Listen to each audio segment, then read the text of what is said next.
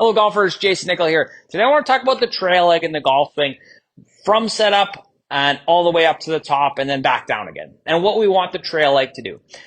I posted a video the other day showing a golfer that was locking out his trail leg as he was working up to the top. We never want to lock out any joints in the golf swing. There should always be a little bit of bend in there, a little bit of flexion.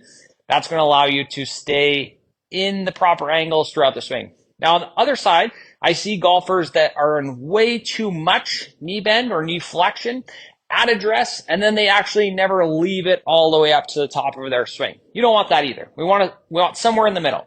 And as I always tell a lot of my students, you can have a little bit of something in the golf swing, but you normally don't ever want too much of something. So we don't want to have too much of losing the flexion.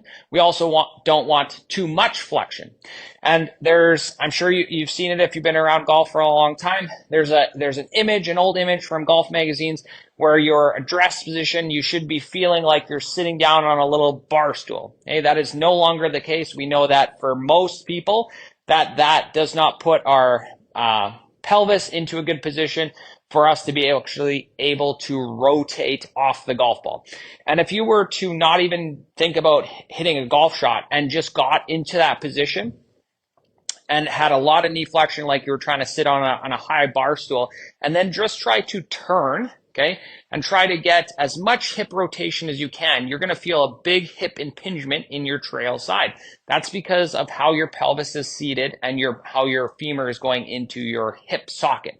Now, to get a much better position of what we're looking for, if you have your feet, knees, and hips almost over top of each other, but then go into hip hinge, okay, now into a golf posture, and then try to turn, you're going to get this ability to actually rotate much better. That's what we want in the golf swing. So when we talk about what we want the trail leg to look like at address, it's that. You want just enough flexion in there so you've got a little bit of bend in that leg. And then in the backswing, you want to feel like your trail hip is getting taller, but not locking out as you work up to the top. That way you can get the maximum amount of hip turn that you can, which is going to give you the best hand depth that you can. Most amateur golfers are lacking hand depth. You can get better hand depth by having proper position of your trail leg and how it works in the backswing so that your hips can turn fully. If you aren't sure how you need to set up or how you think your swing should work, please find me on the Skills app. I'd love to help you out. That way you can start hitting longer drives, more greens and regs, lower your scores, and have way more fun out there.